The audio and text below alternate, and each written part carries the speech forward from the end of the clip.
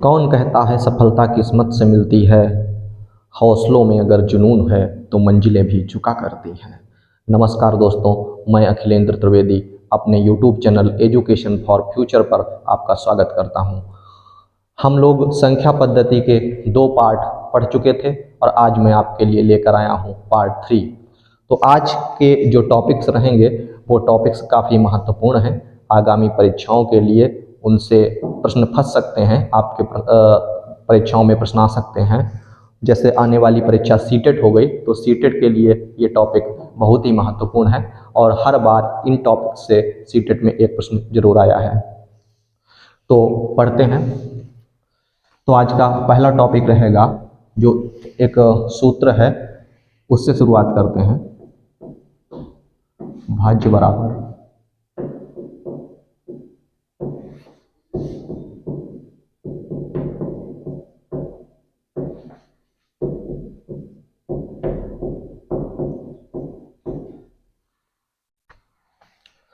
तो ये सूत्र है भाज्य बराबर भाजक गुणा भागफल प्लस शेषफल। तो आज हम इस सूत्र से लगने वाले सवालों का अध्ययन करेंगे। इंग्लिश में इसे डिविडेंड बोलते हैं, भाज्य को डिविडेंड, और भाजक को डिवाइजर बोलते हैं, और इसको कोशिएंट बोलते हैं, और इसको रिमाइंडर बोलते हैं। तो ये संबंध है भाज्य बराबर भाजक गुणा भागफल प्लस शेषफल। तो इससे बनने वाले प्रश्नों को आज हम देखेंगे और हर सीटेट के परीक्षा में इससे एक प्रश्न जरूर आया है। तो ये हमारा प्रश्न इसी सूत्र पर आधारित है। वह संख्या ज्ञात करो जिससे यदि 1265 में भाग दिया जाए तो भागफल 84 तथा शेषफल 5 प्राप्त हो। ऑप्शन है पहला 15, 25, 12 और 18। तो इस प्रश्न को हम हल करते हैं। वह संख्या ज्ञात करो जिससे यदि 1265 में भाग दिया जाए तो 1265 क्या हो जाता है हमारा 1265 भाज्य हो जाता है। तो भाज्य बराबर हम लिख लेते हैं यहाँ पे 1265, यानी डिविडेंड जो है वो 1265 हो गया। फिर उसके बाद में भागफल दिया गया है, भागफल है 84, और शेषफल दिया गया है, कितना है 5 है। तो क्या बचा है भाजक। वह संख्या ज्ञात करो जिससे भाग दिया जाए। तो हमेशा भाजक से भाग दिया जाता है, यानी डिवाइजर निकालना है, डिवाइजर से भाग दिया जाएगा। तो हम लोग क्या करते हैं, इस फार्मूले में जो ये फार्मूला दिया है इसमें सारी वैल्यूज रख देते हैं। 1265 बराबर भाजक गुणा भागफल है 84 और प्लस शेषफल है 5। जो ये प्लस का 5 है ये उधर बराबर के जाएगा माइनस में। तो हम फिर से लिखते हैं भाजक गुणा 84 बराबर 1265 माइनस 5। फिर से लिखेंगे भाजक गुणा 84 बराबर, इसमें से घटाया तो ये आ गया 1260। अब 84 हमारा गुणा में है तो चला जाएगा डिवाइड में। क्या हो जाएगा भाजक बराबर 1260 बटा में नीचे बटे में 84। जो इधर गुणा में होगा वो नीचे जाएगा भाग में। फिर काट देते हैं, 12 से ही काट दो, 12 × 12, 6 में गया नहीं, ना जाने का 0, तो 12 × 5 = 60, 12 × 84। तो भाजक जो है डिवाइजर क्या हो जाता है, अभी और काट सकते हैं, 7 × 7 और 7 × 5 = 35, 3 बचा, 35 हुआ तो 15। तो हमारा डिवाइजर यानी भाजक कितना आ गया है, भाजक आ गया है 15। देखते हैं कहाँ पे, ये रहा 15। तो ये पहला ऑप्शन सही होता है। तो अगला क्वेश्चन इसी सूत्र पर आधारित है और हम देखते हैं कि विभाजक के एक प्रश्न में विभाजक नहीं होगा, यहाँ पे विभाजन होगा। विभाजन के एक प्रश्न में विभाजक भागफल का 3 गुना तथा शेषफल का 6 गुना है। यदि शेषफल 2 हो तो भाज्य बताओ। तो अब की बार सीधे सीधे हमसे भाज्य पूछ लिया गया और अंदर के जो भाजक भागफल शेषफल है उनका आपस में संबंध बताया गया है। ये प्रश्न आने की संभावना, इस तरीके का प्रश्न आने की संभावना बहुत ही ज़्यादा है सीटेट एग्जाम में। तो हम लोग देखते हैं क्या है आगे का। विभाजक भागफल का 3 गुना तथा शेषफल का 6 गुना है और शेषफल 2 है। तो सबसे पहले जो दिया गया है वो लिख लेते हैं, शेषफल बराबर 2 और विभाजक क्या है, शेषफल का 6 गुना है। तो विभाजक या भाजक एक ही बात है, तो इसका 6 गुना, शेषफल का 6 गुना, 2 गुणा 6 बराबर 12 हो जाएगा। एक रिलेशन और दिया गया, विभाजक भागफल का 3 गुना। ये जो विभाजक है भागफल का 3 गुना है, तो भागफल क्या होगा, इसका तिहाई होगा, यानी इसमें हम 3 का भाग कर देते हैं, 12/3, 3 चक्कू 12, तो 4 हमारा भागफल आ जाता है। तो हमारे पास सारी वैल्यूज आ गई, शेषफल आ गया, विभाजक आ गया और भागफल आ गया।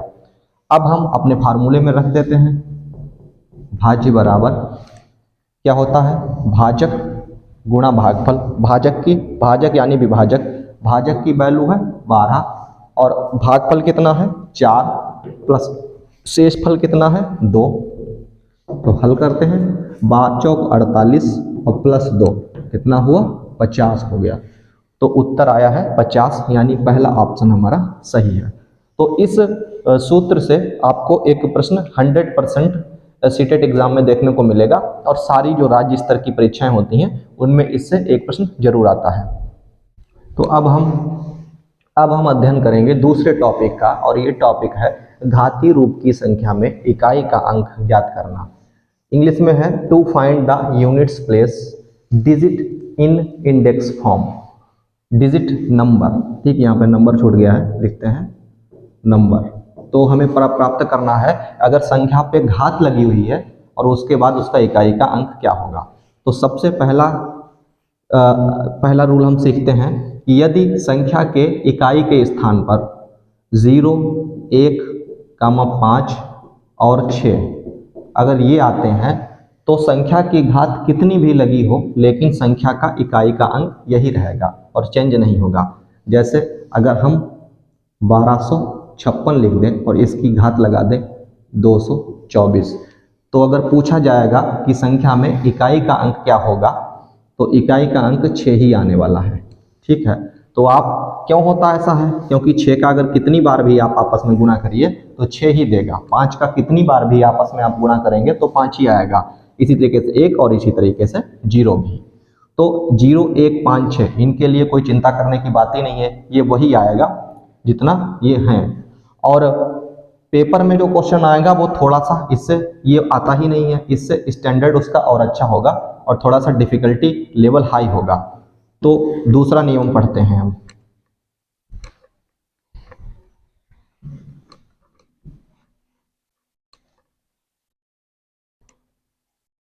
इसके अलावा अगर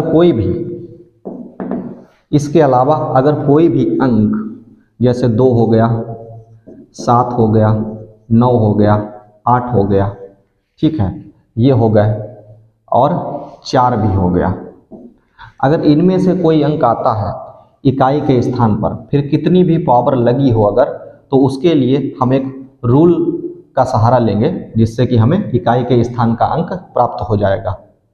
तो एक प्रश्न से हम लोग इसकी शुरुआत करेंगे और देखेंगे। तो देखते हैं इसमें क्या उत्तर आने वाला है। तो हमने ये बताया आपको 2, 7, 9, 8, 4, अगर 4 किनारे हैं तो क्या करते हैं, जितनी पावर लगी हुई है 429 पावर है, इसको हम 4 से भाग कर देते हैं। 4 एकम 4, यहाँ आया 0, उतारा 2, ना जाने का 0, उतार लिया 9, 4 सत्ते 28, कितना बचा है, 9 में से 8 गया 1, 2 में से 2 गया 0। तो शेष यहाँ कितना बचता है इस बात पर ध्यान देंगे, और शेष जो है 1 बच रहा है।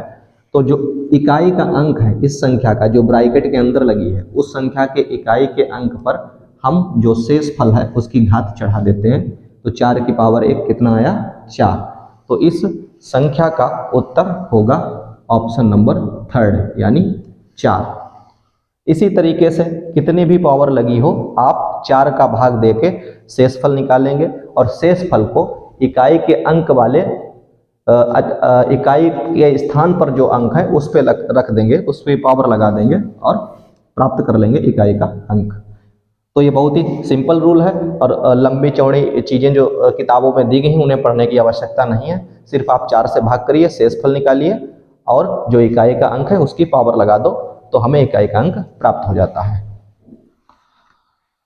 फिर अगला क्वेश्चन देखते हैं हम। अगला क्वेश्चन देखते हैं 572 की पावर 443, तो वे इकाई का अंक बताओ। ऑप्शन दिए गए हैं 8, 5, 2 और 6। फिर से वही दोहराते हैं, हम 443 में 4 का भाग करते हैं, 4 एकन 4 0, फिर से 4 उतारा, 4 एकन 4, फिर से 0 और उतार लिया 3, तो हमारे पास शेष कितना आया है, 3 आ गया शेष। अब इस संख्या का इकाई का अंक कितना है, 2 है, तो हम लोग 2 की पावर 3 लगा देते हैं। 2 गुणा 2 गुणा 2 कितना बना, 8 बन गया। 2 दूनी 4 दूनी 8, तो इसमें इकाई का अंक जो होगा वो 8 होगा। ऑप्शन नंबर 1 सही है। तो इस तरीके से घुमा फिरा के आपको कैसे भी प्रश्न पूछे जा सकते हैं, तो आप 4 का भाग करके शेषफल निकालो और इकाई के अंक के ऊपर पावर लगा दो और उसका उत्तर आपको प्राप्त हो जाएगा। तो अगला क्वेश्चन हम करते हैं घातीय रूप का ही। ये देखो 2 गुणा में 2 संख्याएं हैं, 5627 की घात है 153 और 671 की घात है 230 में इकाई का अंक। इस तरीके से आपको कितनी भी प्रकार के प्रश्न बनाए जा सकते हैं। तो हम सबसे पहले इसको हल करते हैं, देखते हैं इसका इकाई का अंक कितना आता है। 153 को हम लोग भाग करेंगे 4 से, 4 तियां 12, 5 में से 2 गया 3 0, उतार लिया 3 और 4 8 32, तो 3 में से 2 गया 1 और यहाँ 0, यानी शेष आ गया 1। तो इसका इकाई का अंक क्या है, 7। 7 की पावर हमने लगा दी 1, तो बराबर आ गया 7, यानी इसका इकाई का अंक 7 रहने वाला है।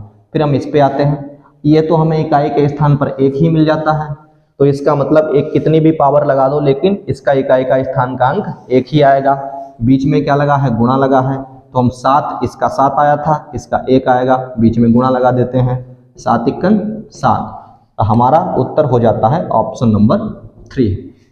इस तरीके से आप इकाई के अंक वाले प्रश्नों को हल कर सकते हैं। फिर से हम एक अगला क्वेश्चन देखते हैं। ये माइनस का प्रश्न है, बीच में माइनस लगा दिया है। अब देखते हैं इसको कैसे हल किया जाएगा। तो 95 को हम 4 से भाग करेंगे, 4 दूनी 8, बचा 1 15 हुआ, 4 तियां 12, कितना बचा, 3 बचा, यानी इसकी जगह से हमको मिलेगा 7 की पावर 3। 7 की पावर 3 कितनी होती है, 7 गुणा 7, तो ये होता है 343। 7 7 49, 343 होता है, यानी इसका इकाई का अंक 3 आ गया।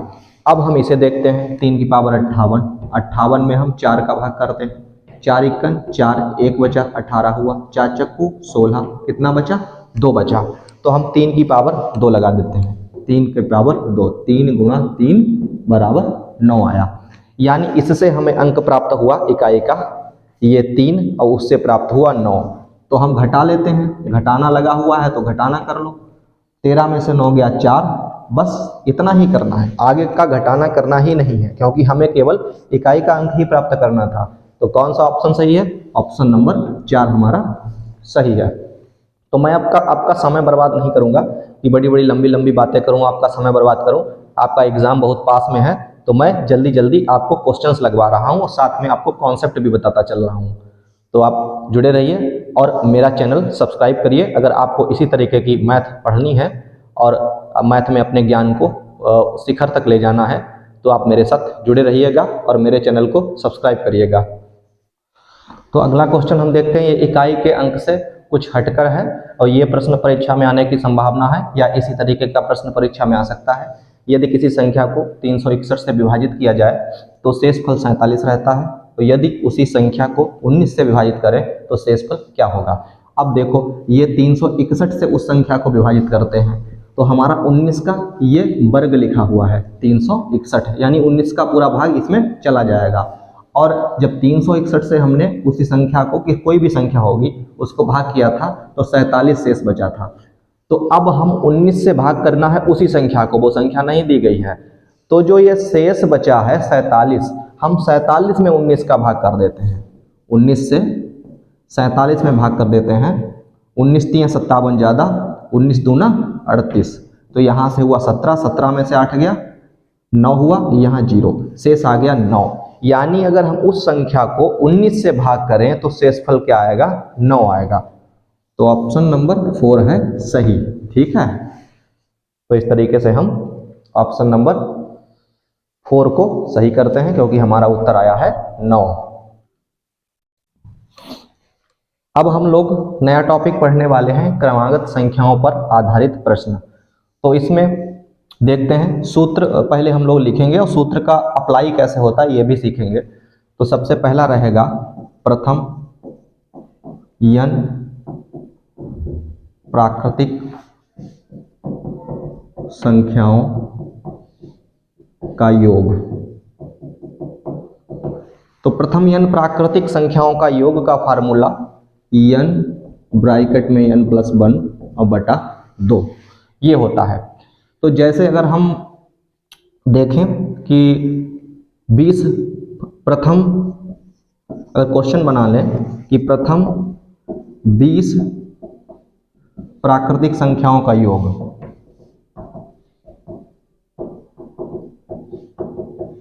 और इसे निकालें तो प्राकृतिक संख्या 1 से शुरू होती हैं, ये आप जानते हैं। अगर हम जोड़ें 1 प्लस 2 प्लस 3 प्लस 4 तो काफ़ी टाइम लग जाएगा, और हो सकता है 20 की जगह पे 150 हो सकता है, 120 हो सकता है, तब फिर हम कहाँ तक जोड़ेंगे। तो इसलिए इस फार्मूले का प्रयोग करते हैं। n की जगह पे हो जाएगा 20 और हम इसमें लिखते हैं 20 और n प्लस 1 यानी 20 प्लस 1 कितना हो जाएगा 21 हो जाएगा, और बटे में 2 डायरेक्ट अप्लाई कर देते हैं 20 और उसमें 1 जोड़ के 21 काट दो, 2 दशामन 20, 21 का 10 में गुणा 210, तो हमें 210 उत्तर प्राप्त हुआ। इस तरीके से यहाँ पर 20 का पूछा गया है, कितने 120 150 155 चाहे जितनी ज़्यादा प्राकृतिक संख्याओं का योग आपसे पूछा जा सकता है, लेकिन याद रहे प्रथम से शुरू होगी।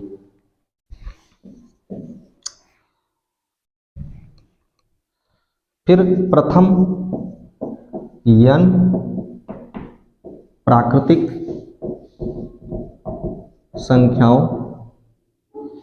प्राकृतिक सम संख्याओं का योग, इसका फार्मूला हो जाएगा n प्लस 1, नीचे से 2 हट जाएगा।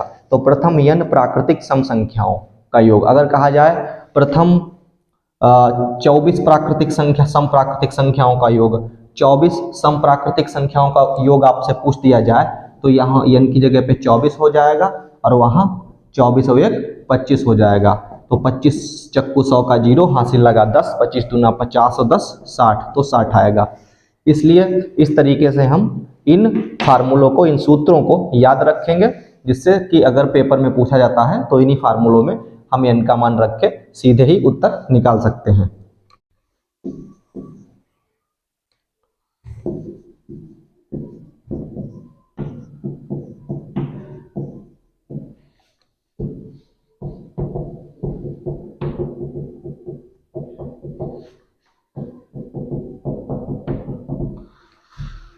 अब क्या है प्रथम n प्राकृतिक विषम संख्याओं का योग, ये क्या होगा, ये होगा n स्क्वायर। ठीक है, तो आप अगर प्रथम n विषम संख्याओं का योग आपको प्राप्त करना है तो ये फार्मूला यूज करेंगे। तो प्रथम n प्राकृतिक विषम संख्याओं का योग n स्क्वायर होगा। तो इसके लिए भी हम, अगर हमसे पूछा जाए कि प्रथम 15 विषम संख्याओं का योग बताओ, तो हम 15 का स्क्वायर लगा देते हैं, 15 का स्क्वायर 225। ठीक है, इस तरीके से हम इन तीनों फार्मूलों का प्रयोग करके प्रथम से शुरू होने वाली प्राकृतिक संख्याओं का योग निकाल सकते हैं। अब चौथा फार्मूला रहेगा 1 से लेकर n तक की प्राकृतिक संख्याओं के वर्गों का योग, वर्गों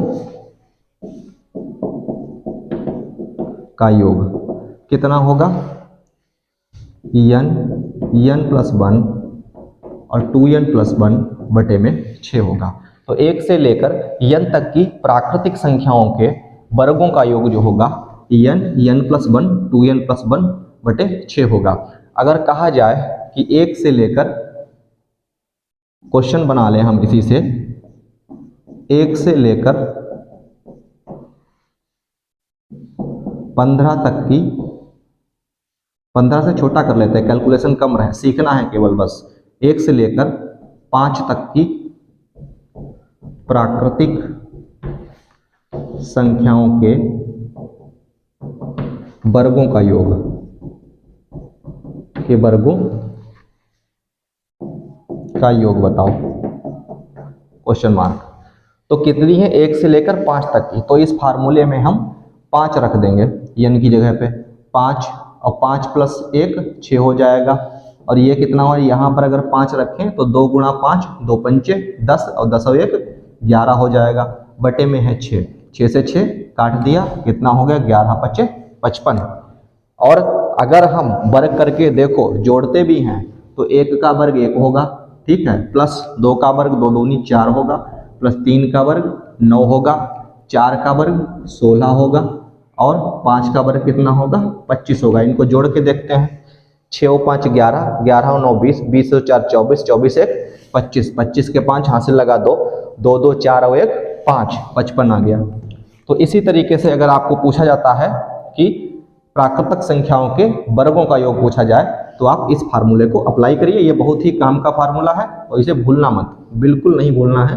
n प्लस 1 2n प्लस 1 बटे 6। पांचवा फार्मूला हम देखते हैं कि 1 से लेकर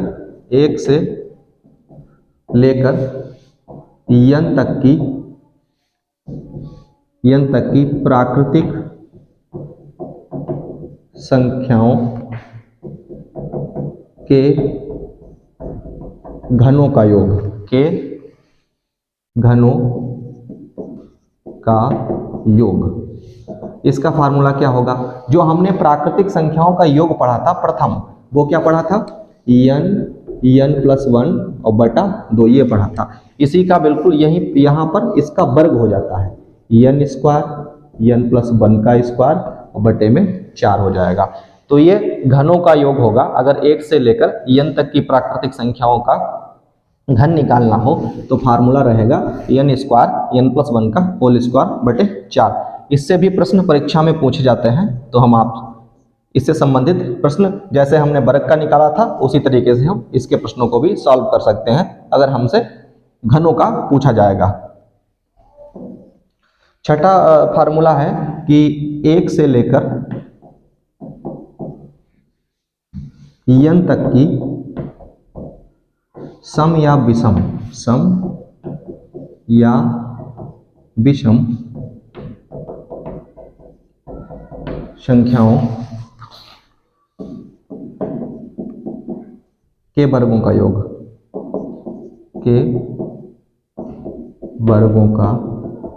बराबर ये क्या होगा? n प्लस 1 और n प्लस 2 बटे में 6 हो जाएगा।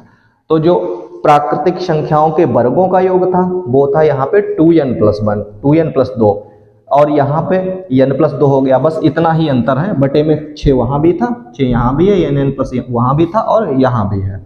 तो ये फार्मूला रहा। इससे हम लोग प्रश्नों को भी देख सकते हैं। तो ये देखते हैं कितना मान होगा इसका। तो यही है, कैसी संख्याएं हैं? 1 3 5 ये विषम संख्याएं हैं। तो विषम संख्याओं 1 से लेकर n तक की, तो 1 से लिया और 25 तक गए, यानी n का मान हो जाएगा 25 हो जाएगा। इसी फार्मूले में रख देते हैं। 25 हो गया, 25 प्लस 1 26 हो गया, 25 प्लस 2 27 हो गया, बटे में 6। इसे काट देते हैं, 3 नेम 27, 3 दूनी 6, 2 से काटा 13 हो गया यहाँ। अब गुणा कर दो, 13 5 65 के 5 हासिल लगा 6, 13 दूनी 26 और 6 32 हो गया। गुणा में 9 बचा है, 9 का गुणा कर दो, 9 पना 45 के 5 हासिल लगा 4, 9 दूनी 18 और 4 22 के 2 हासिल लगा 2, 9 3 27 और 2 29। तो इसका योग जो है वो 2925 आएगा। तो इस तरीके से बनने वाले प्रश्नों को हम इन्हीं सूत्रों के द्वारा सॉल्व कर सकते हैं और अपना टाइम बचा सकते हैं। और अगर हम इसको वर्ग कर करके जोड़ेंगे तो काफ़ी समय बर्बाद होगा। तो ये तो अनिवार्य फार्मूले हैं, ये अगर आप पेपर देने जा रहे हैं तो मैथमेटिक्स के ये फार्मूले आपको जरूर ही याद होने चाहिए। तो हम लोग आज इतना ही पढ़ेंगे और संख्या पद्धति का पार्ट 3 आज समाप्त होता है। और अभी बहुत सारे क्वेश्चंस ऐसे हैं जो बचे हुए हैं, तो अगर मैंने एक वीडियो और बनाया तो आपको छांट के वैसे ही प्रश्न मैं आपको सॉल्व कराऊंगा जिनकी परीक्षा में आने की संभावना काफ़ी है। अगर आप जो भी चैप्टर मुझसे पढ़ना चाहते हैं तो कमेंट बॉक्स में उस चैप्टर का नाम लिखिए, मैं आपको वो पढ़ाऊंगा और उसके लिए वीडियोस बनाऊंगा। ट्रिक्स अगर उसके लिए होंगी तो आपको ट्रिक्स बताऊंगा और आपका कॉन्सेप्ट बिल्कुल क्लियर करूंगा। धन्यवाद।